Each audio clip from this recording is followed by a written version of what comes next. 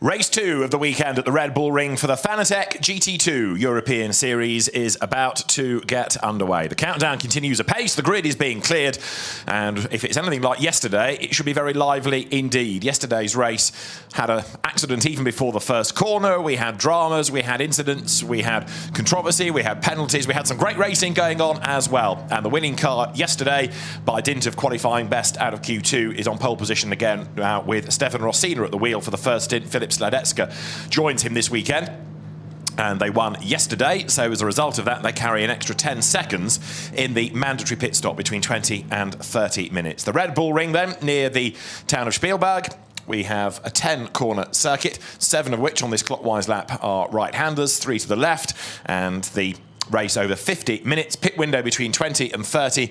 80 seconds is the pit stop for everybody line to line, plus 10 extra, 7 extra or 5 extra seconds per class if you were in the top 3 in yesterday's race, and if you are Elliot Earhart, an extra 30 seconds because he's going solo, but he's a very quick bronze driver, and normally his pace is tempered by having a not-so-quick co-driver. Without Michael Doppelmayr today, who's been called away for family reasons, Elliot Earhart's pace is likely to be very rapid indeed. So to try and balance things, he is given this 30-second extra time in the pits. Now, one car has not got away. It does so now, and it is the Bernd Schneider, Stefan Rattel Mercedes, which blast off the line somewhat delayed, but it is on the front of the grid. Stefan Rossina on pole position, Anders Fjordbach lining up alongside him. On the second row of the grid, Reinhard Koffler in the True Racing KTM, and Gianluca Giorgi going solo in his Porsche. Row 3, Elliot Earhart, soloist today.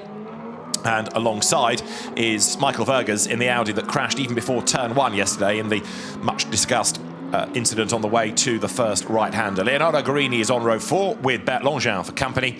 On the 5th row of the grid, there is Hubert Trunkenpolz starting in number 17 KTM, and Stinus Langin, Bert's son, alongside him. On the 6th row, Luca Piri will start in the Audi that he shares with Diego Alessi, and Henri Hassid, who was the AM winner yesterday, lines up alongside her. Then the back row of the grid, Laura Kreimer, who we lost before turn 1 yesterday, and Bernd Schneider, the celebrated Bernd Schneider, of course, multiple DTM champion, former Grand Prix winner, Spa 24 winner, Nürburgring 24 winner, Bathurst 12-hour winner. How long do you want to go on with his CV? There is the Mercedes he drives going out of the shot. Bernd Schneider, one to watch in this mighty Mercedes AMG GT Track Series, to give it its full title. 750 brake horsepower, twin-turbo 4-litre V8 engine. It's quite a bit of kit, and he shares it with the man that created this concept of GT2 racing, the great GT promoter Stefan Rattel. Stefan had a incident yesterday and had a punctured tyre, so the car came into the pit lane and they were able to get the drive change done at the same time as the tyre change. The cars now get themselves into formation, ready for the rolling start. Fingers crossed it's not going to be quite as dramatic a run to the first corner as yesterday, but as I say, although we did have incidents and we had a bit of a quirk, as because cars were brought through the pit lane, one didn't and therefore jumped into the lead of the race and was then penalised for not following the safety car procedure. That took a bit of unravelling. We did have some very good racing all the same, and with the KTMs on home soil effectively, the Austrian-built cars locking out the top 2 places in the top 3 on the inside of the right-hand side of the grid. They are liable, given their weight, to be pretty rapid. But Anders Fjordbach in the Brabham, which makes a glorious noise on the outside of the front row, the BT63, definitely one to watch. They got a drive-through penalty yesterday, which rather condemned them, but Anders Fjordbach should be up to the task of taking the fight here to Stefan Rossina as they accelerate up towards the line. Race 4 of the Fanatec GT2 European Series is go. They howl over the line, and it's a good start by Stefan Rossina then in the Dayglow Orange KTM to grab the advantage. Up the inside into second place goes, or tries to go, Reinhard Koffler. So far so good. We've managed to get them all further than yesterday as they sprint now up towards turn 2, the little kink, then turn 3, the right-hander at the top of the lap, the top of the hill, and it is KTM's 1 and 2 as Reinhard Koffler moves himself up past Anders Fjordbach. The Brabham therefore is third as they turn right now. Crest the rise, drop downhill. 1 and 2 get run out wide over the curb, including towards the rear there. Henri Hassid, the best of the AMs yesterday. The Longins getting themselves together in the PK Car Sport Audis. And Bernd Schneider, as one might anticipate, is on an absolute mission in the Mercedes. Look, picking them off on the way down now towards turn 4. One of the PK Audis goes a little bit deep. That, I suspect, was Bert Langin, but he's got Schneider now right up behind him as the KTMs drop downhill for the first time. This is approaching turn 6. Schneider on his toes. At the rear of the pack is Laura Kreimer in the KTM shared with Chris Rosenberger, and that's another car that ought to be able to make a little bit of progress up through the field. Schneider trying to attack, trying to defend at the same time. Out of turn 8 they come now, heading up towards the line. Ben Schneider in the Mercedes lines up for the inside, but then gets a face full of Aurelius Rustica and Michael Verger's Audi, repaired overnight. Michael Verger's at the wheel of it as they go now through 9.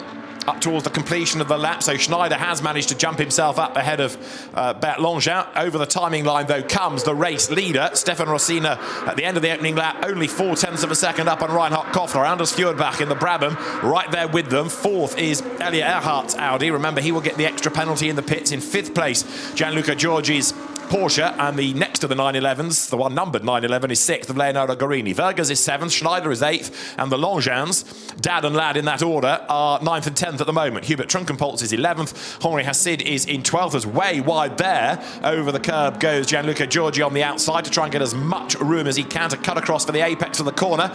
Ben Schneider in the meantime now right onto the tail of Michael Vergers. That Audi had a big whack into the barriers yesterday. They had to work long into the night to get it repaired, and it may be that it's not quite 100%, and Schneider dives up on the inside line and goes through there. Traces Formula 1 career back to the mid-1980s, Ben Schneider, when he drove for the Zakspeed team in Grand Prix. But it's very much in the DTM and pretty much in Mercedes products that Bernd has made his name over the years. FIA GT champion, DTM champion innumerable times, plus all those one-off endurance race wins. And Schneider chipping his way forward as the Mercedes now latches onto the back there of Leonardo Guarini's Porsche. But Vergers is coming back at him in the Audi then. So Michael Vergers, the Dutchman, looks to the inside line as they come over the brow into turn 9. Through there in the old works colour scheme from the early 1980s, the fag packet livery, Leonardo Guarini's Porsche, up to the end of the lap then, and the KTM's 1 and 2, and a big flash of the lights from Reinhard Koffler there to try and suggest to Stefan Rossina that I might be quicker than you, let me by, because this Brabham won't go away. Anders Fjordbach right there behind their Pro-Am cars 1, 2 and 3. Elliot Earhart running then in 4th spot, and the Audi trying to chip its way into contention against the Brabham. Schneider, though, now makes his move up against Leonardo Guarini, and the Mercedes has the line for turn 3. He ought to be able to get the job done here, Ben Schneider. There's lots of room afforded to him. Vergers thinks about trying to follow him through in the Audi. Can't do it, but he might get it done coming out of the corner now, as Leonardo Guarini in the Porsche is very definitely under attack. Ben Schneider then up now into the top 6. That car 10th yesterday, being run by the SPS Automotive Performance operation, one of Stefan Rattel's customers in GT World Challenge Endurance and Sprint Cups. There is the Mercedes then. Good to have it on the grid. The Mercedes AMG GT Track Series, to give it its full title. Now, this is the battle for the race lead. We've also lost to KTM. Laura Kreimer has just been into the pit lane. That car was a long way back anyway, and all is not well for that car. It's rejoining, but in danger of dropping off the lead lap, as the leaders then, much closer, head towards turn 9. That margin was 0.3 of a second at the start of the lap, and it's going to come down even further, I think, because right now, Reinhard Koffler there is looking very quick indeed. Koffler, who's been a class winner in the Nürburgring 24 Hours. He's raced in the DTM Trophy in Boss single-seaters, came out of Formula Renault most notably. And he is now a 1/5 of a second back as they break the beam. But Anders Fjordbach, look, in the Brabham is right there behind them. Very different type of GT2 car, that Brabham. Much bigger engine, heavier, but makes a glorious noise and is very rapid. And Anders Fjordbach, one of the most experienced drivers on the grid. He was last year's champion in the Pro-Am category. He's already been successful at the start of this year in the Asian Le Mans Series in LMP2 machinery, 3rd in the LMP2 element, and he's raced all sorts of things, be them prototypes or GT cars over the years. So Fjordbach right there now on the tail of Koffler, who, with the lights again flashing, comes up to have a go at Stefan Rossina on the run down towards turn 4. In 4th place is Elliot Earhart. Now, don't forget that Earhart has to serve an extra 30 seconds in the pit lane, and actually his pace at the moment is not suggesting that's going to be a penalty that he can overcome, because he's not up with the leaders. There was an expectation maybe that he would, like he did at Imola, be able to scoot off into the distance. At the moment, he's not even catching them particularly, despite the fact the top 3 might be tripping over themselves just a touch as they squabble. Now, this time around in Sector 1, Earhart is fractionally quicker than Fjord back ahead of him, but he's not as quick yet as the KTMs in the lead, which are very fleet of foot around the Red Bull Ring here. Towards turn 9 and then 10, they come to the end of the lap.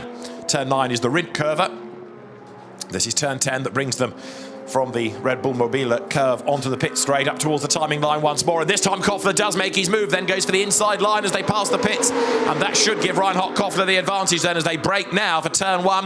Anders Fjordbach in third spot there in the Brabham goes very, very wide on the way into the corner to sling across, go for the apex. And now, look, tries to get the run on the all-orange KTM, that of Stefan Rossina, who in turn is trying to fight back against Reinhard Koffler, the new race leader. Great battle for leadership this. The KTMs almost overlap as they make that run up the hill towards turn 3. They even nearly rub one another, and that forces Rossina out wide. Fjordbach pounces and goes second. And he might just have the momentum now to have a go at Koffler coming down the hill. Now in the background, fourth is Elliot Earhart, trying to take full advantage of this in the best of the Audis. Elliot Earhart going solo, don't forget. Leaders come down now towards turn 4. Elliot Earhart for the LP Racing team. There, next up, Gianluca Giorgi coming under attack from Bernd Schneider. So Schneider drops down the hill now. Bernd, who is a silver graded driver to the bronze grade of Stefan Rattel, his co-driver, and you can see the way on lap times that he's been bringing this gap down against Gianluca Giorgi. They are absolutely nose to tail right now.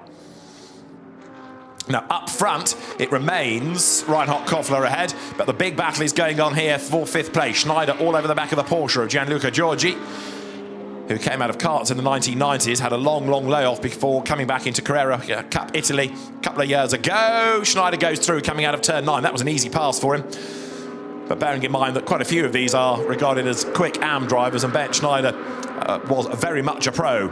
Admittedly, he doesn't do a lot of racing anymore, but when you do put him in a car, he can certainly deliver. He goes through in 5th place. There he is, Schneider at turn 1. Now, yesterday, that car with Bernd Schneider at the wheel got the fastest lap of the race. Replay of him making his move on the inside there earlier on in the race to get ahead of Michael Vergers. Schneider's already done the fastest lap of this race. This was the next pass that he made against Leonardo Gorini. So another place gain. Don't forget, this car started last on the grid. It had a damper problem and Schneider never got to qualify it. Then the move came on the inside of Gianluca Giorgi. So he's now 5th, having had very, very little running in the car, really, other than the second stint of yesterday's race. So Schneider now trying to close on Earhart, who is finally closing onto Rossina, who has lost out to Fjordbach, and that Schneider hooking a wheel over the curb and into the gravel. He sorted himself out, that Bernd Schneider there, oh, so nearly got it all wrong, didn't he? Coming out of turn 4. Replay, there he is, runs it wide, just skims it into the gravel, but where there's that little lip where the concrete drops away into the gravel bed itself, that's where the car unsettled, but Bernd Schneider able to recover and fend off Gianluca Giorgi, and I think Michael Vergers has got past the Porsche as well now. So again, just looking at replays means we miss a battle, but Vergers making a bit of progress as the leaders come up towards the end of the lap. So now Fjordbach on the tail of Koffler. Interesting that Rossina, having lost 2 places, is dropping into the clutches very definitely of Earhart. Schneider is being warned about track limit offences now. So he's done the fastest lap, but he's also alerted race control to his pace. Out of turn 1 go the race leaders. Remember that the first stint is only effectively 20 minutes long before the window opens, and we are halfway through that first stint already as the cars now head up the hill towards the right-hander of turn 3. Fastest lap remains that of Schneider. That's Stefan Rossina, yesterday's winner, and Elliot Earhart is closing, but bear in mind that he's got to serve 30 seconds extra in the pits.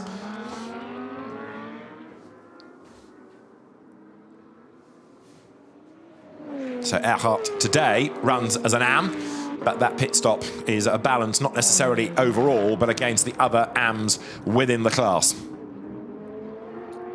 He's a pro-AM normally with Michael Doppelmayr, but you can't have a pro in this championship, so he's got to be categorised as an AM, but with that penalty against the likes of Gianluca Giorgi, Leonardo Gorini, Henri Hassid, and the Hubert Trunkenpolt's Klaus Angerhoff for true racing entry. Now, Reinhard Koffler then in the lead. That car has 5 extra seconds to serve in the pits. Fjordbach has 0 extra seconds, not on the podium yesterday. And of course, there in 3rd place, Stefan Rossina 10 seconds when he gives that car over to Filip Sladecka. The one behind is the extra 30 seconds for Elliot Earhart. And he's pressing on, well in the lead of his class. The real fascination there is going to be in the second stint to see where the car rejoins, and indeed the pace that he has against the other AMs, who pretty much are all soloists, but they're not normally as quick as Elliot Earhart is. He also, just to make the point, has to get out of the car and get back in again. So it's not only that he has the time penalty, but the thought also is that if he sits in the car, he remains in the zone. Get him out of the car, put him back in, it might also just affect pace a touch. So we'll see whether that works. But it's an interesting way of looking at it. The race-leading car up at turn 3, you just caught a glimpse of the Langevin battle. Bert Langevin keeping his son, Stinus Langevin, at bay. The Audis are in the background, about to come under the BVT bridge. Look, the gantry there, heading up towards turn 3. Absolutely nose to tail. Bert Langevin in 81, Stinus Langevin in 11 as they come out of the right-hander. That's Michael Vergas towards us, ahead of Gianluca Giorgi. There, Leonardo Gorini's Porsche. And then back to the Pro-Am Audis. The Audis, though, around here have not looked as quick as they did at Imola. It's very much been a KTM circuit, and the grunt and go Brabham being able to take the fight, certainly in the hands of Anders Fjordbach in this first stint. Right, there are the top two, finally arriving in shot as they drop downhill, with Elliot Earhart crawling all over the back there. Look of Stefan Rosina, the Slovakian driver, former Porsche Super Cup front runner, and Elliot Earhart, who's been very experienced in German race series over the years, from the Polo Cup all the way up to the ADAC GT Championship. He is looking for a way by. He's almost close enough to strike now then as the cars come out of turn 9. Got to be wary of track limits, of course, around turns 1 and 3 and 9 and 10 particularly, so most of the lap really of the Red Bull Ring, and up towards the timing line they come. Now, a good run up the hill here. That climb towards turn 1 might just do it for Elliot Earhart, but not this time around. Schneider goes through, going even quicker now to do the fastest lap of the race, and he in turn, don't forget, is closing on that battle for third place. That in 911 Porsche is Leonardo Gorini ahead of the Longevins, but ahead of Stinus. For the race lead, the margin is 0.591 of a second. There they are up towards turn 3, but look at the silver Mercedes, the Silver Arrow 5th, Bernd Schneider closing onto the back of Elliot Earhart. Elliot Earhart turns through. There is Stinus Langevin, still on the back of the sister car of his father. In the very patriotic Belgian colours, PK Carsport operating these two machines, the two Audis.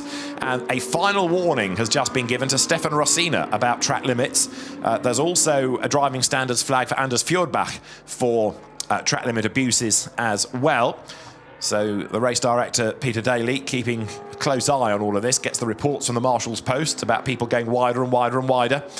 Part of the danger is that you go wide, the car behind matches its pace against yours and goes as wide, if not wider. So it all becomes rather vicious in the circle of people abusing the track limits. But right now for the race lead, Reinhard Koffler still under attack from Anders Fjordbach. Koffler, experienced driver, he will give way in the pit stops to Horst Felbermayr, who is another very experienced GT racer.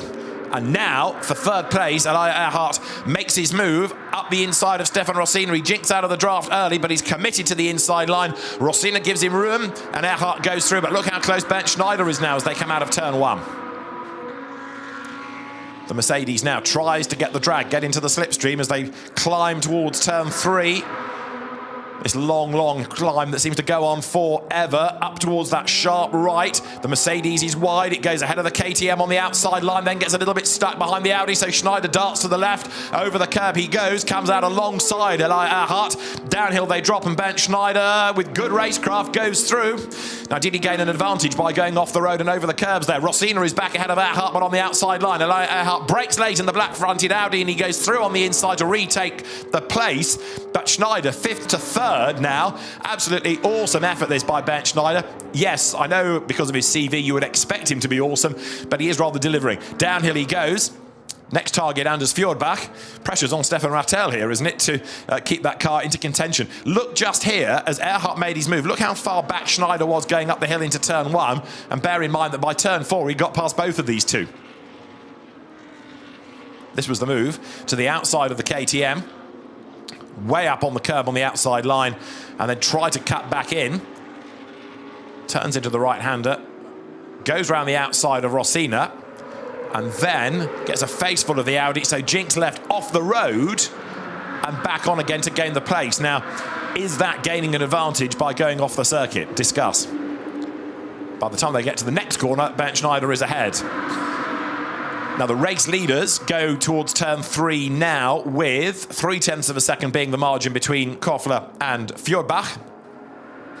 And there in third place is Bernd Schneider. Fourth remains Eli Earhart, so he didn't really gain much out of that. He did briefly get ahead of the KTM, yes, well, it is ahead of the KTM, but of course was put back into fourth place by the charging Bernd Schneider. So Eli Earhart plus his 30 seconds is going to have a tough fight, I think, to win the AM category in the second stint of this race. The leaders drop out of turn 4 now. The tighter right-hander, it then opens to turn 5, and then the road starts to flow down the hill. The next double apex sequence of lefts is 6 and 7. Right again at 8, right again at 9, right again at 10, over the line. This is the approach to turn 7 as you look at the race leaders, with the gap seeming to the eye to be wider. In the first sector, Schneider lost 4/10 in the second, Fjordbach lost 4/10 in the second sector. He's lost a bit more. Bernd Schneider in third place, hustles on. Now, Stefan Rossina in 5th. Bearing in mind he led early on, really has dropped a big chunk of time. Whether part of the loss of pace is that he's being oh so cautious about track limits now because he's on his last warning remains to be seen. But Stefan Rossina, who drove really well yesterday with Filip Sladecka to win and showed good pace to put the car on pole position, don't forget also has that 10-second penalty in the pits for winning yesterday's race. So the car's dropping away as it stands anyway and will drop away further. Leaders up the hill once again. Schneider's last lap was a 31.2, so he is lapping quicker than the 2 leading cars. He's getting there, and you might anticipate that Bernd Schneider will stay out for as long as possible. Whilst they've got the Mercedes hero, they might as well maximise him. Out of the race, number 15, the Laura Kraheimer Chris Rosenberger KTM, that's retired after something like 2 pit stops with mechanical maladies and has expired in the pit lane out of harm's way of the pit stops that the team will have to go through for the rest of the customers in a few moments' time, because we're only 2 minutes and change off that window opening for the mandatory pit stops here at the Red Bull Ring. Round 4 of the Fanatec GT2 European Series. Down towards turn 4, there goes Leonardo Guarini. Bert Langin has dropped back behind his son Stinus Langin now, so the PK Carsport Audis switch over, and Henri Hassid is behind in the LP Racing Luca Piri car. There it is. Piri himself is down in 13th place, meaning that Diego Alessi, his co-driver this weekend, is going to have a lot of work to do. So there, number 11, Stinus Langin, gets onto the back of the Porsche. Leonardo Guarini coming under attack as the overall race leaders head past the pits, head past very busy grandstands. Lots of the fans sitting out in the fresh air in the glorious sunshine at turn 1, where you can see the cars turn through that right. You can see them go up the hill and then come back into view heading down the other side of the mountain. Schneider through in third place. His last lap was a 31.4, so again, quicker than the 2 ahead of him. Reinhard Koffler leads the way. Anders Fjordbach has never really got close enough to make a proper bid for the race lead. Now, in the second stint, you're going to have Horst Felbermayr, the 51-year-old, and he will take on Kevin Weider, the American driver, who also races historic Grand Prix cars, was at Monaco last week in the historic Grand Prix there. Compare and contrast their pace in the second stint. It's going to be interesting. Of course, Bernd Schneider's Mercedes will be given to Stefan Rattel, and there, Stinus Langin, quick out of turn 3, tried to get up alongside the Porsche of Leonardo Guarini, but could not quite make the move stick. Downhill they go once again. Bernd Langin just dropping away slightly from his son as they come into turn 4. The leaders plunge downhill once again, and it remains the Koffler KTM in the lead. There is Stinus Langin, shares with Nicolas Salens. They had a win in the red flagged race at Imola. Red flagged because we lost the Brabham rather spectacularly. Kevin Weider had a big off in the second stint. But right now, Guarini is certainly under attack. Number 11 yesterday had a pretty torrid time.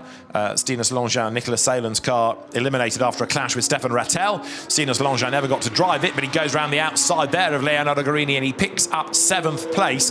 But also he is now up into possibly contention. Now the pit window opens and straight away down the pit road comes Leonardo Guarini. So that gives a place to Bert Langin now. Down the pit road comes the Porsche, get the stop out of the way early. This could be quite a good tactical move actually by Leonardo Guarini, part of the LP Racing team. What they also want to do is try and get the cars through without them stacked in the pit lane, because the danger then is that something goes awry in the pit stop as you try and split your attention across multiple cars. So Guarini is in, and also in is Hubert Trunkenpolz's KTM. He will give that to Klaus Angerhofer. So there is the Porsche in its pseudo-works colour scheme from the early 80s. Leonardo Guarini behind the wheel of it. The tyre pressures are checked, adjusted if needs be, and then that car ready to be sent out for the second stint. 80 seconds line to line is the mandatory pit stop time here.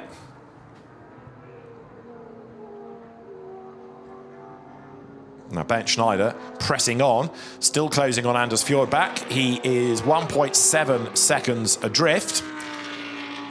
But now that the pit window has opened and the pit stop cycle through, expect that order to be shuffled. Guarini doesn't have to serve any extra time in the pits, so the Porsche can blast away in that 80 seconds as up towards the timing line comes the race lead situation. Koffler, Fjordbach, Schneider it is, and the top three break the timing beam with 1.7 seconds covering them. Also down the pit lane has just come Elia Earhart out of what was fourth place, so dropping places as he comes into the pit lane. Now this is going to be the longest stop of all. In he comes. Now he does have to get out of the car as well. That's been stipulated in the regulations to allow him to go solo. So out he gets, closes the door. Can I get back in? Yes, they say. So Elia Earhart hops back on board.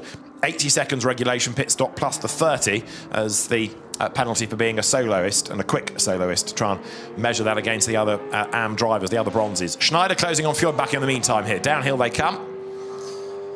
So the Brabham, which does make one of the best noises of any GT2 car, keeping the Mercedes-AMG GT Track Series at bay. The BT63 Brabham there, definitely now dropping off the back of the race leader Reinhard Koffler. Earhart sits and waits and counts and will blast away shortly. Engine fires up. It's up to the team to control the time, to factor in the 50 kilometers an hour that you can drive down the pit lane at, to make sure that as you break the beam, you're just a tenth of a second over that regulation time. His 30 seconds rack up, as you can see now, on the clock on the timing tower. The leaders go through. That now puts 15 laps in the book. We're not far off halfway either now as they turn out of turn 3. But Reinhard Koffler still doing a mighty job up front, and just Fjordbach to give way to Kevin Wieder for the Brabham. And now Bernd Schneider makes his move. Really good out of turn 2. The kink, he's on the inside for turn 3. Job done. Anders Fjordbach has no option but to give him room and let him by there because the Mercedes was on a mission. Fjordbach does try and come back at him on the run now down the hill towards turn 4. But Bernd Schneider has got the job done and will brake for the right-hander at the foot of the hill there, having secured the place in great style here on the inside line at turn 3. Schneider in the Mercedes goes through, picks up the place. So Bernd Schneider goes second, and we've also had Michael Vergers gain a place here at the expense of Stefan Rossina, but whether he got round the corner is a moot point because he arrived so quickly. Michael Vergers nearly has to pay to get back in. He's back on the racetrack, but that was quite a moment. One up and one down. That was all at turn 1. Michael Vergers, the driving standards advisor for the British GT Championship. So Stefan Rossina hangs on to 4th, and Vergers, after his wild old ride, has dropped a long way back in 5th place. Just makes me wonder whether it was purely Michael braking late or whether he didn't have much in the way of brakes, because he's lost a big chunk of time out of all of that. Let's see what happens in the remainder of the race as the leaders go through, with now Reinhard Koffler ahead of Bernd Schneider by just 1.6 seconds, and Schneider quicker last time. He may not be able to challenge for position before we get to the window, but he is certainly having a go.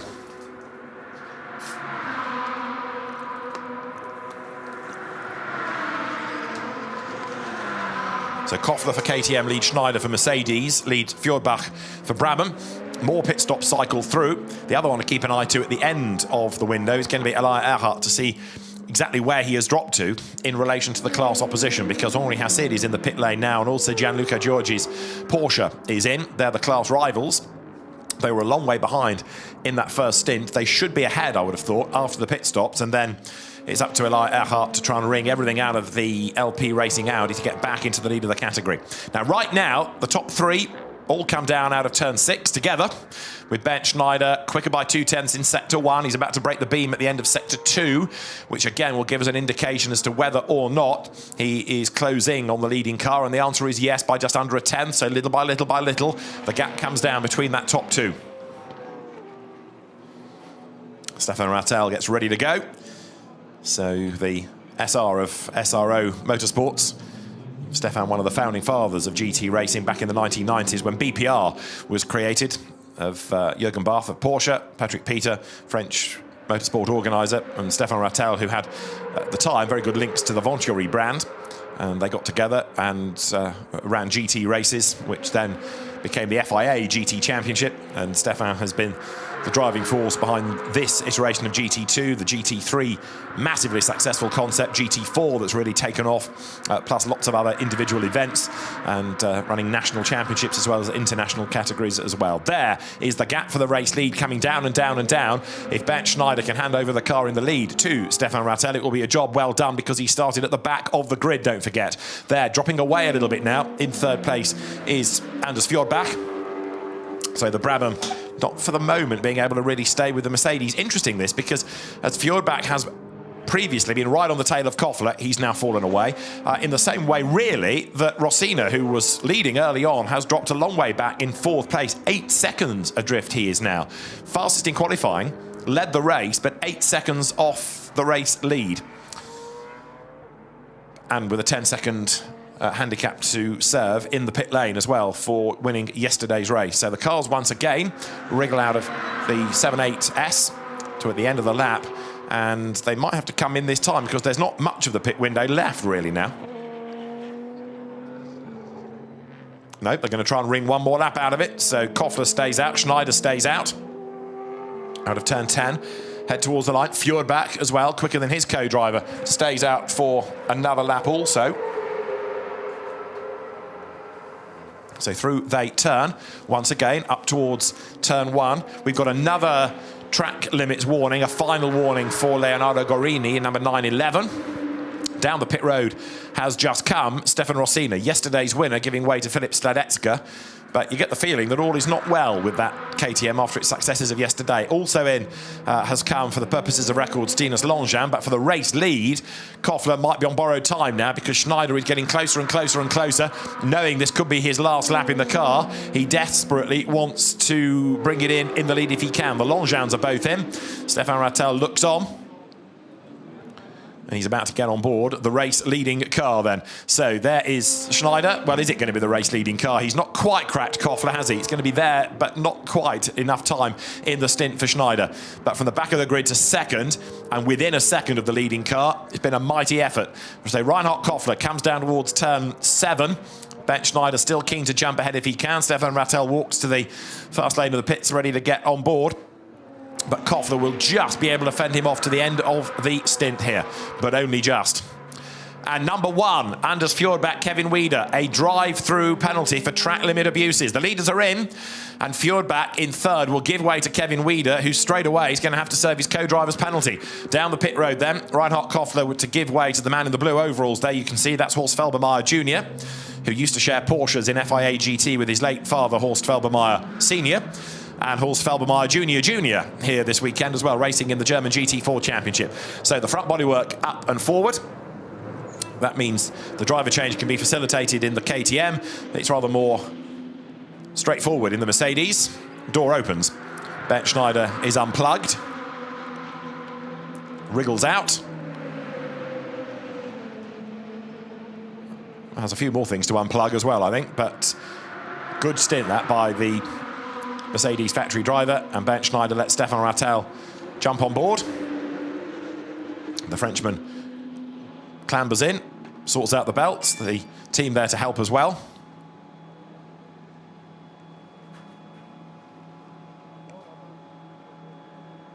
So Stefan Rattel strapped into the Mercedes. 80 seconds for that car. So Koffler came in to give way to Felbermayr, Schneider to Rattel, Fjordbach to Wieder, and also Vergers to Rustica. Right, away goes the KTM. That's Horst Felbermayr at the wheel of it now. And the Brabham jumps ahead. So leaving the pit lane ahead there is Kevin Wieder. Now that Brabham, of course, no extra time to serve, 5 extra seconds for the KTM. So that, of course, explains why it loses track position to the Brabham.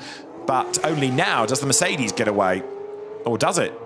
Or does it? Is there a problem? Yes, it does move, but that's a slow stop, seemingly, for the Mercedes. Down the pit road goes Stefan Rattel and Bernd Schneider's Mercedes back into the race now. Right, there is the Aurelius Rustiker Audi that is on the back of Horst Felbermayer's KTM. So for the moment, it is advantage Brabham, but that's got a drive-through penalty to serve. Number 7 is also now under investigation for its pit stop time, which is Gianluca Giorgi. What was his pit stop time? It was 75.1 seconds, so not much needs investigating there. It was under. Right, race order to be confirmed at the end of the lap. So Gianluca Giorgi in the silver, sort of pseudo-martini-coloured Porsche is now being looked at for that pit stop time, but it looks like, because it's all from the pit in to pit out beams and the timekeeping report proves it, he's pretty much bang to rights. Number 1 to serve the drive-through then, and in theory, that ought to be done at the end of this lap. As way off the racetrack there goes one of the 2 PK Car Sport Audis. That, I suspect, is Nicholas Salen's car. Clarify come the end of the lap as Diego Alessi has just gone over the line. There is Stefan Rattel then, who now runs in 7th spot after the pit stop.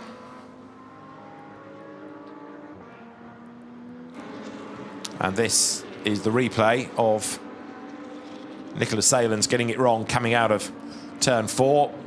A real wild ride that through the gravel. Desperately trying to turn the car back onto the racetrack. He got there in the end through the dust cloud.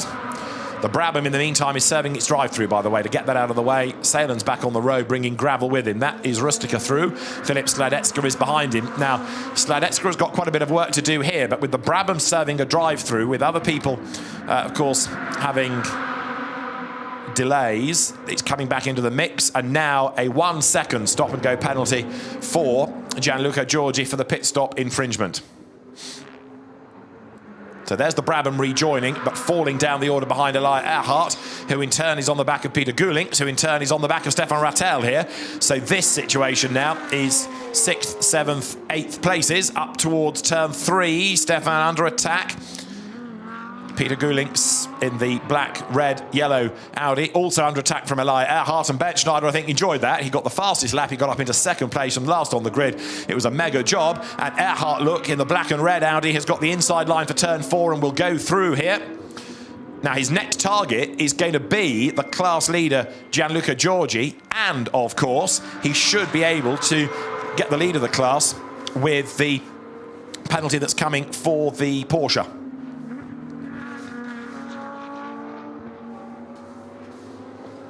So the leader currently works lap 21. It was Kevin Wieder, but then he served the drive-through. So it's going to be Horst Felbermayer ahead of Aurelius Rustiker now. But Elia Earhart here on an absolute mission comes up to have a go at Stefan Rattel. Stefan on the outside, Elia on the inside at turn 9. Is that going to work out for him? No, Rattel closes the door, fends him off.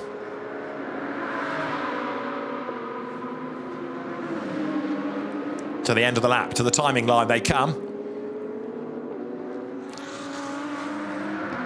So Stefan Rattel goes by. The Mercedes now 6th. Earhart behind him is 7th. Gulinks 8th. 9th now. Kevin Wieder in the Brabham. So Felbermayer leads Philip Sladecka. That car suddenly is back at the races. And Sladecka now is 1.5 seconds back. Now I just wonder about its pit stop time, because I would suggest it did an 88.9 second pit stop, number 16, rather than the 80 plus the 10.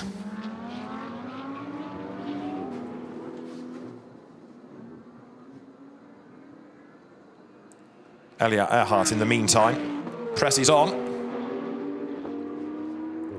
Now, what else can he do overall?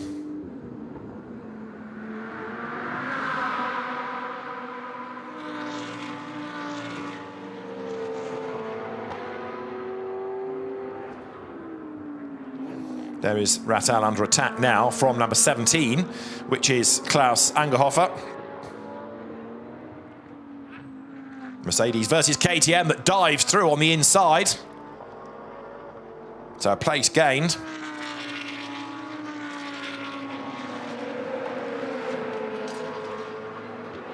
Over the brow comes the charging KTM then. So Klaus Angerhofer installed in that car. Very experienced bike racer before he came into cars in the World Endurance Motorcycle Championship, came into car racing in 08 and has really been a mainstay of KTM's. Now number 16 does get a 1 second stop go because it was under the pit stop time. So number 16, Filip Sladecka, having just said that it was back at the races, it's going to have to do what this car is doing, and that's serve a 1 second stop go penalty for being under on the pit stop time. So there is the Porsche in. 1 second, go. And Filip Sladecka, who's bringing the gap down to Felbermayr, but he's going to have to serve that penalty because the car was released just a little bit too soon and therefore did not fulfill the regulation pit stop time. So let's see where that drops it to. Felbermayr then versus Aurelius Rustica for the race lead, potentially. And last time around, Rustica was a little bit slower, in fact. So car 7 doing its drive through. That's Elia Earhart in replay, getting up past Stefan Rattel at turn 3. That car's too far back, surely, to threaten for an overall victory now. As you see in replay as well, the move that was pulled by Klaus Angerhofer going through on the inside of the Mercedes.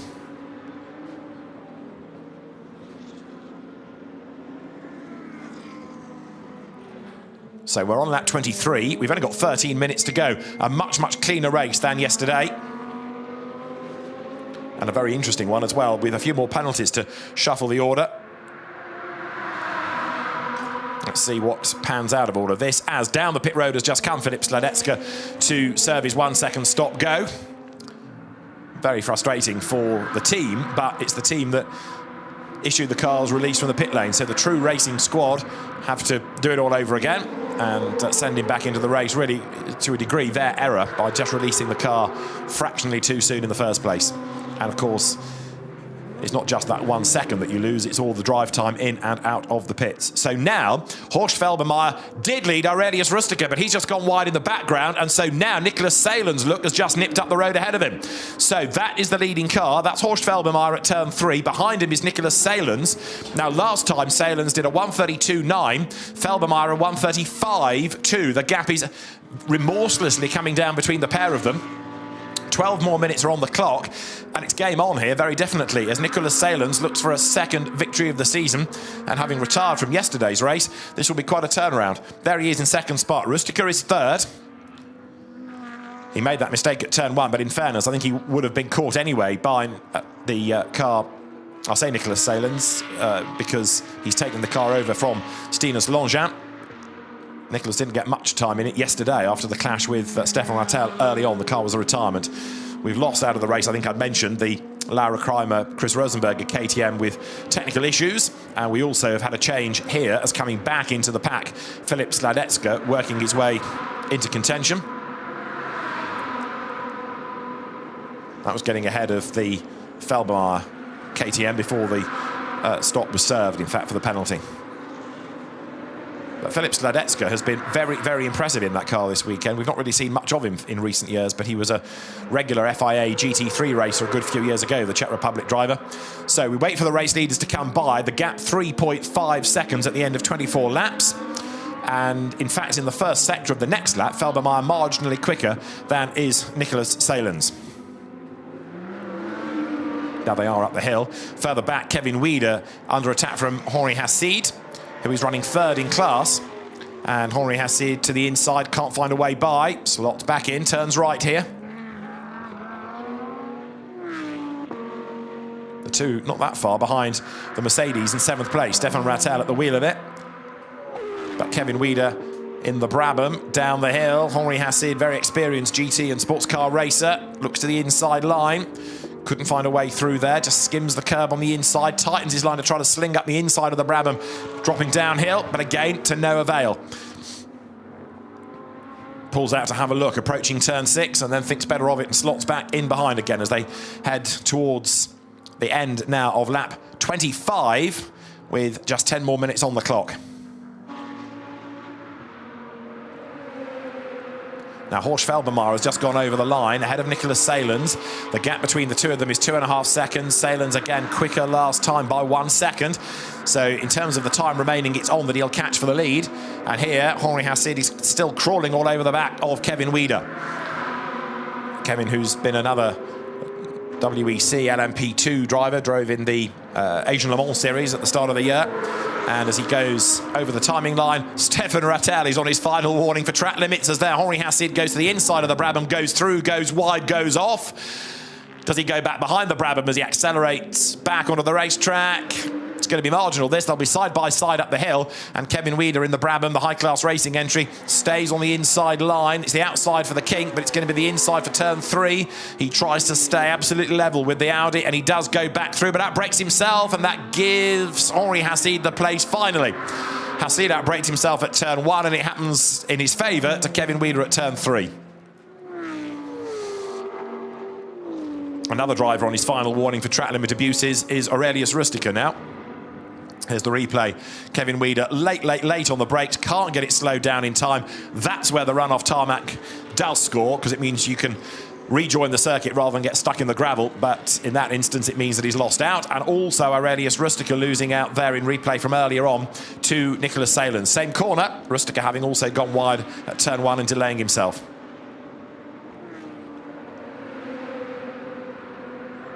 So plenty of drama we've had in this race. Just like yesterday, GT2 still growing in numbers, but delivering plenty of action. Right, Rustica has now got Earhart on his tail for 3rd place. There they are, up towards turn 1. In 5th behind them is Klaus Angerhofer. And now Eli Earhart tries to make his move for 3rd position as they climb the hill. Now, actually, in the AM contest, Klaus Angerhofer is 5th overall, chasing after him. Henri Hassid is the 3rd of the AMs, but relatively speaking, a bit distant. There, Earhart to the inside of Rustica, goes through. That gives him 3rd. So Eli Earhart is the leading AM now. Very, very quick AM that he is. And even with the penalty of having 30 seconds extra, getting out of the car and back in again, he's still able to rise to the occasion. So it is a one-off that he's being allowed to go solo. And with Michael Doppelmayr, his regular co-driver, not as quick, normally it does balance out pretty effectively. So there, in replay, is Eli Earhart making that move on the inside, and he goes through.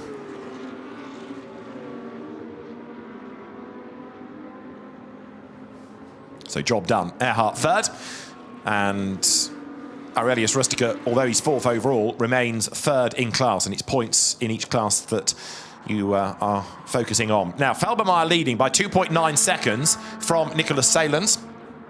Last time around, actually, the KTM marginally the quicker. Number 5 is under investigation for track limits. Now, that's Aurelius Rustica. So, although it's lost a place, there might be more in the system here, lurking for the Lithuanian driver. Stefan Rattel losing out there, look, because ahead of him goes the charging Leonardo Guarini, but Guarini almost runs out of road. He does run out of road at turn 9, jumps back onto the circuit, out of the long right of 10 that brings you onto the pit straight, and then that climb up the hill once again. You drop down, and then it sort of plateaus a bit, and then it climbs, and it keeps on climbing all the way to turn 3.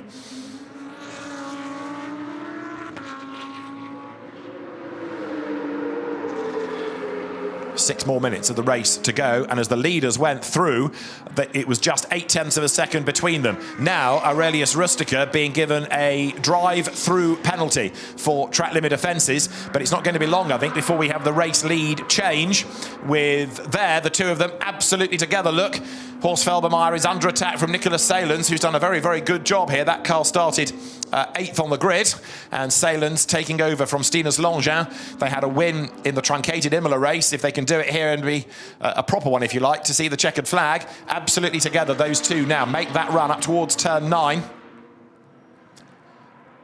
Nicholas Salins thinks about where he might be able to make the move. It's not at 9. It could really be on the run up towards turn 1. It might even be at turn 10, because he has a good think about it on the inside line there. But he's got the momentum coming off the corner.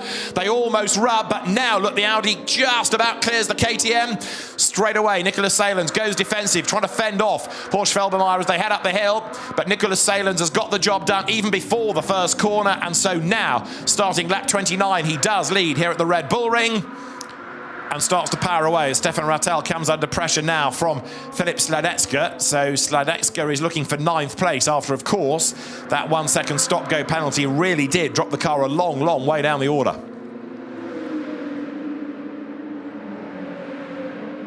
Eli Earhart 6 seconds clear now of Klaus Angerhofer in the AM contest, so that gap is widening.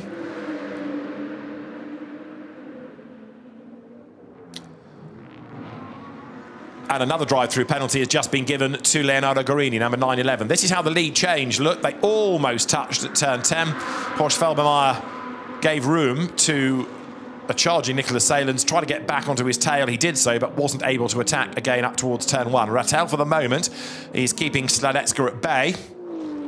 Filip Sladecka, yesterday's overall winner. And it won't be long, I suspect, before he's giving an even tougher time to the Mercedes. Down the pit lane is coming the Brabham. Now, Kevin Weider has already served his drive-through, so that must be a problem. I'm not aware that it's been given another penalty. Oh, it's a puncture, is it? Because a tyre arrives. Yeah, front left has gone, by the look of it. So, tyre change. It's a used tyre that goes on. But Kevin Weider brings the Brabham into the pit lane, but loses a lap in the process. So Nicholas Salins leads, but now, interestingly, Eli Earhart is up into second place and is catching the race leader. Rather dismissed this a lap or two ago, but now Eli Earhart, number 18, Audi, is very definitely catching the leader. Stefan Rattel has lost out, as you see, to Filip Sladecka, who goes through.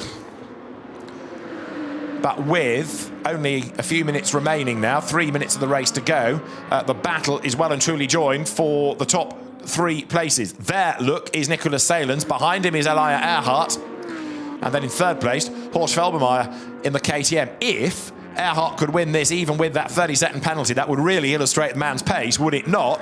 But it would also be quite a story. He comes out of turn 4. The pace is good. Number 5, Aurelius Rustica's drive-through, which I think I mentioned, has now been suspended. It'll be looked at after the race, and it could, if reapplied, end up as a time penalty. 9-11, though, as I'd mentioned also, Leonardo Guarini has copped a penalty for track limit abuses once more. But now, all eyes on these 2 Audis. The gap is coming down and down and down. Eli Earhart in Sector 1 was fractionally slower by 14 thousandths. In Sector 2, he was quicker by a good margin, like 7/10 of a second. So almost together they are. Look, as they come now down towards turn 10. It's 50 minutes, not 50 minutes plus a lap, so they have got time, I reckon, for 2 more laps now as they break the beam.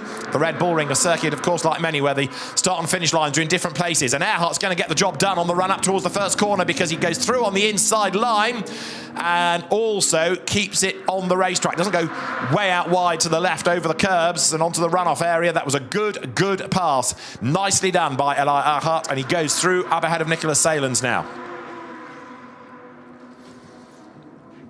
To the right of turn 3. Look, Salins way out wide over the curb. Looks to try to get the switchback on the inside line, but he can't do it. Earhart knows what's coming. He's wise to all of that, and so he stays ahead now on the run down the hill once again.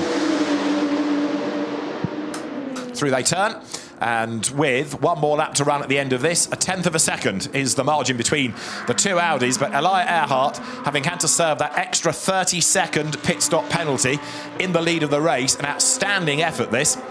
And this is how he got the move done. It was a really good run coming out of turn 10. Storms up the inside, but if the move was good, so was the fact here, look, that it's all neat and tidy. Uses the curb on the exit, but there was no liberty taken with the runoff area on the outside of the road. Beautifully done that by Eli Earhart. Through he has gone, and will come through in a moment to start the last lap of the race. With Nicholas Salins there, look, his shadow in second spot, and Horst Felbermayr in third place in the KTM. And Salins is losing pace here. He's still going to win his class, of course. He will win in Pro-Am, but the ultimate Am is Eli Earhart, and he's going to come through now to start the last lap of the race. Half a minute on the clock. Flag will be out this time.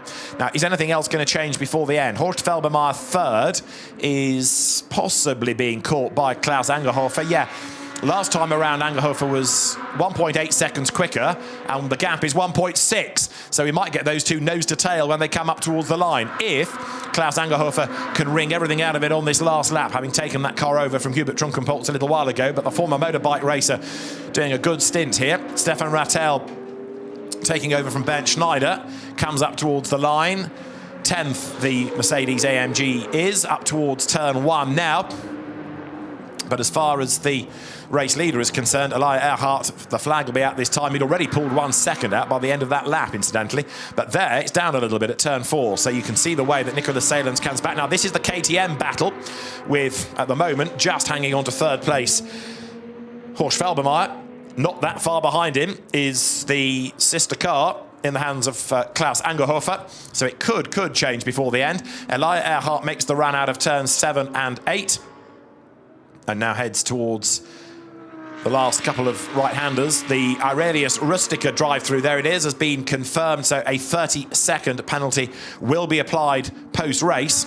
So there isn't time to get it done before the flag comes out. The KTMs might trade on the line, but it's going to be touch and go, but it's going to be a win for Elia Earhart, who comes out of turn 10. The checkered flag is at the ready. It's an Audi 1-2. It's an AM win, and Elia Earhart, despite a 30-second pit stop penalty, wins at the Red Bull Ring from Nicolas Salens and Stinus Longchamp in second position. Third goes just to Horst Felbermayr and Reinhard Koffler, ahead of Klaus Angerhofer and Hubert Trunkenpolz. The margin between the two KTMs was 0.387 of a second. Fifth will go the way on the road of Aurelius Rustica and Michael Vergers, but add 30 seconds to it, and he's certainly going to lose a place to Henri Hassid. He's going to lose another one to the Peter Gulink's Bert Longchamp Audi, and another one to Leonardo Guarini, and another one to the Philipp Sladecka and Stefan Rossina KTM. So Rustica drops behind Rattel and Schneider as well. Every car that comes across the line now. Gianluca Giorgi's Porsche is another drop for Rustica, and the top 10 in the end rounded out by a car that we barely saw today, but saw a lot of yesterday for various reasons. Diego Alessi sharing with Luca Piri. So in the end, 11th, Rustica and Vergers. But that's the man of the moment, Elia Earhart. Excellent drive to take the race win, and he will make his way back to the pit lane and thence to the podium. Elia Earhart goes solo and comes out as a race winner here at the Red Bull Ring, with Nicolas Salens and Stinus Longchamp taking second, Horst Felbermayr and Reinhard Koffler third. Another KTM fourth out of Hubert Trunkenpolz and Klaus Angerhofer, ahead of Henri Hassid's Audi. Peter Gulink's and Bert Longchamp sixth, Philipp Sladecka and Stefan Rossina penalised in seventh, and Stefan Rattel and Bernd Schneider come home eighth, ahead of Gianluca Giorgi. The top 10 rounded out by the Audi of Diego Alessi and Luca Piri, with another penalised car, that of Aurelius Rustica and Michael Vergers next, ahead of Leonardo Guarini. After the puncture, Kevin Wheeler and Anders Fjordbach, who also had a drive-through, don't forget, were a lap down, and the one retirement, the KTM, very early, of Chris Rosenberger and Laura Kreimer.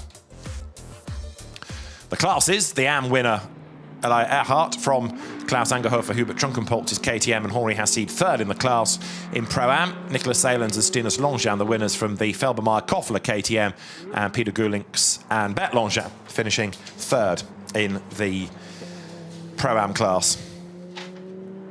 So goodbye from the Red Bull Ring, it says on the flag, as in replay you see Elia Earhart storming his way up towards the flag and overcoming that pit stop penalty. Not only was it 30 seconds on the clock, it was also getting out of the car and back in again, but he comes through it to score honours. And of course, straight away, the rest of the AM category will say, oh, it wasn't enough, but it was certainly a great drive by Elia Earhart to overcome all of that and to take a very well-deserved win. So it's a great shame that Michael Doppelmayr wasn't able to race today, but it's given us a very different outcome to the race by able to see the pace of their Elia Earhart. He's been an ADAC GT regular over the last few seasons. He's raced in the German Carrera Cup as well, but traced his roots all the way back to the Polo Challenge. He was third in that in 2009, German Seat champion, and very much at home in GT cars these days. Congratulations to Nicolas Salens then, who thought it might have been his race. Stinus Longchamp there as well, but it was not to be. And the bespectacled Elia Earhart then will very shortly make his way up to the podium. Hands over his hat, hands over his specs. Goes through the ritual now of unplugging everything. And there he is, a very happy race winner. So we saw at Imola just how quick he was, but the result tempered a bit by Michael Doppelmayr's relative pace. But here, driving solo, no question about it. So his Pirelli winner's hat, Pirelli rubber on which all the cars run, of course, in SRO GT Championships, and poses next to the car and dedicates the win to Michael Doppelmayr, his today absent co-driver. But Michael will be back for the next round of the championship. So for third place, Horst Felbermayr and Reinhard Koffler, the KTM that led the bulk of the first stint, of course. but third place and second in Pro-Am the outcome. Second overall, but Pro-Am winner is the Audi of Nicolas Salins and then Stinus Longin, who done that first stint. But the overall winning car and the winning AM entry was the number 18 Audi out of the LP Racing stable, which seems to operate the majority of cars on this grid. Elia Earhart comes through driving solo today.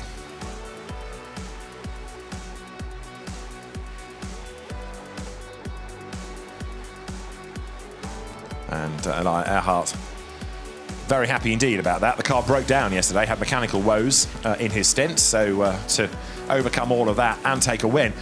There's no real pattern emerging in the championship yet, though, either. People seem to be having a good run and a bad run in almost alternating fashion, so there's no clear order in the championship, no clear pattern emerging yet. So thumbs up to Elia Earhart. He is the race winner, and like the rest of the top three in each of the classes, now makes his way towards the podium, ready for the ceremony to get underway.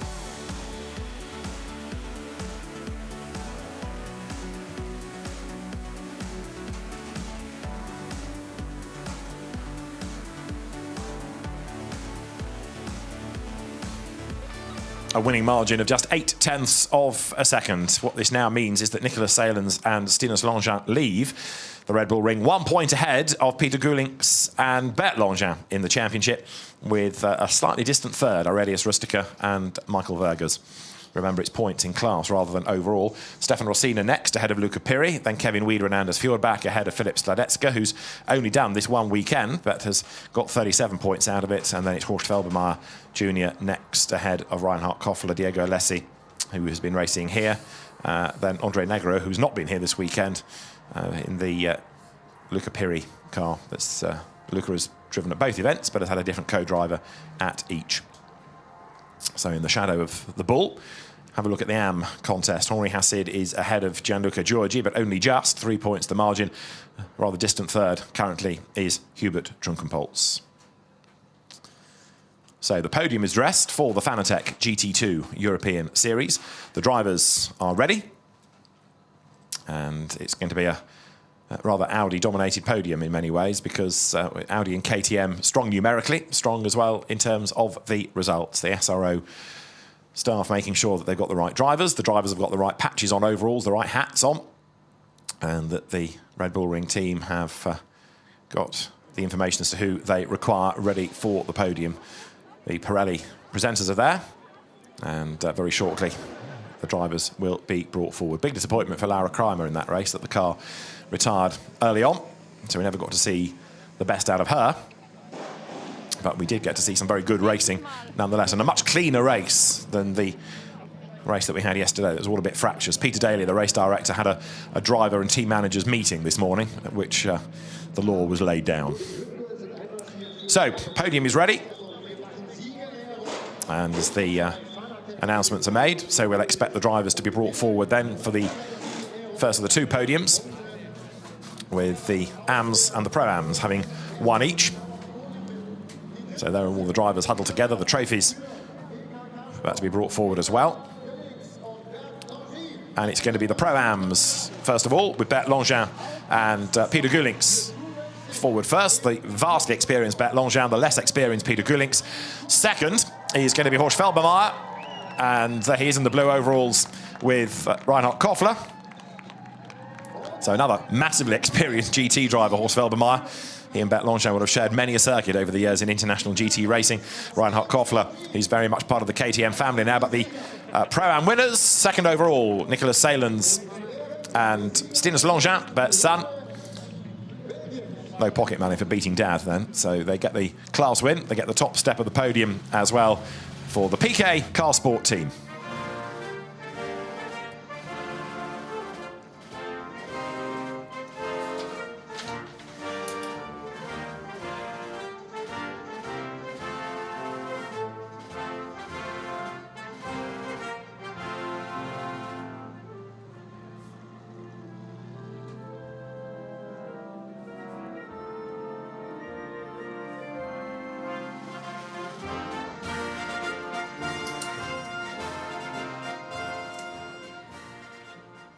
So for the PK Car Sport team, the Belgian national anthem played, and the drivers then now receive the trophies.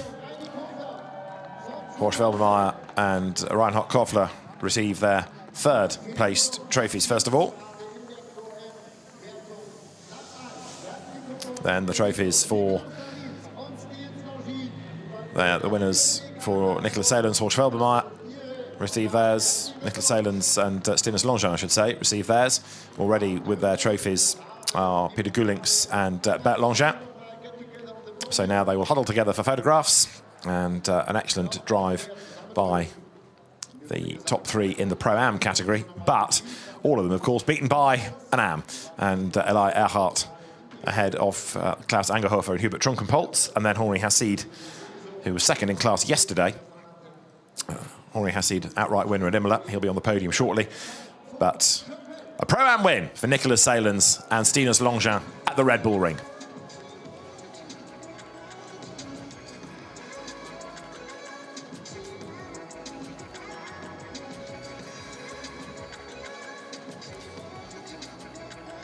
So the celebrations on the podium. Stinus Longin, Nicolas Salens taking a second class win of the year. It was an outright win in Pro-Am also at Imola in that red flag race. At which point they didn't think they'd won because the car had been given a penalty, but it turned out it was for car 1, not car 11, so the result had to be unravelled. But this was a very definite win, and the satisfaction of taking the checkered flag first, of course, was there as well. So, Pro-Am podium cleared, AMs are ready. And they will step forward in a moment with Henri Hassid, the LP Racing Audi driver, for third place. Second to Klaus Angerhofer and Hubert Trunkenpolz, and Eli Earhart for the top step of the podium. The champagne brought forward. You can see the Red Bull Ring team getting everything organised.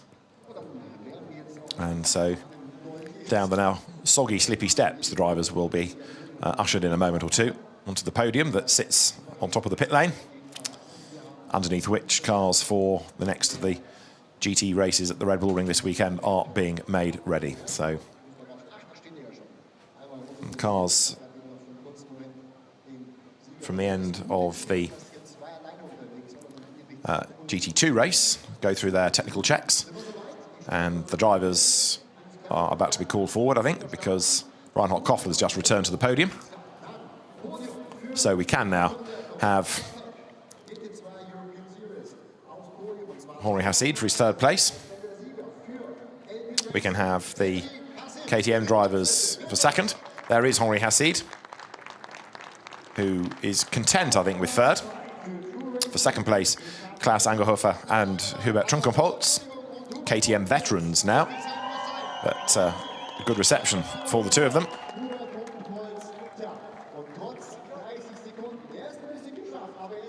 Handshakes all round. And Eli Earhart for the top step of the podium. A mighty drive, a great effort to overcome the penalty. And although he's, as I say, an AM plus, he has driven extremely well here today to score an outright win, Eli Earhart.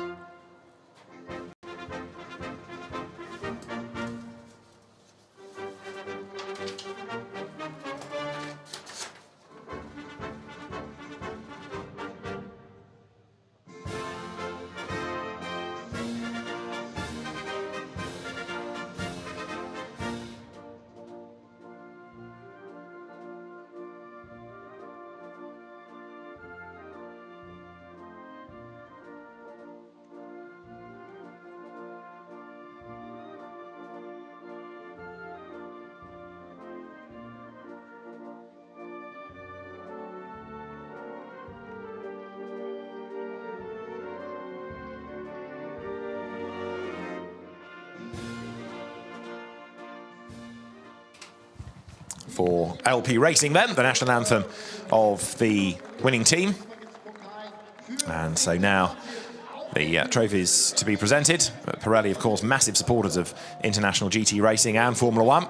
And there, Henri Hassid, sports car GT veteran, receives the third placed trophy. Then for second, for the True Racing KTM team, Hubert Trunkenpolz and Klaus Angerhofer receive their awards, but Eli Earhart, proudly on the top step of the podium, is going to be next, and a great drive to score an outright race win.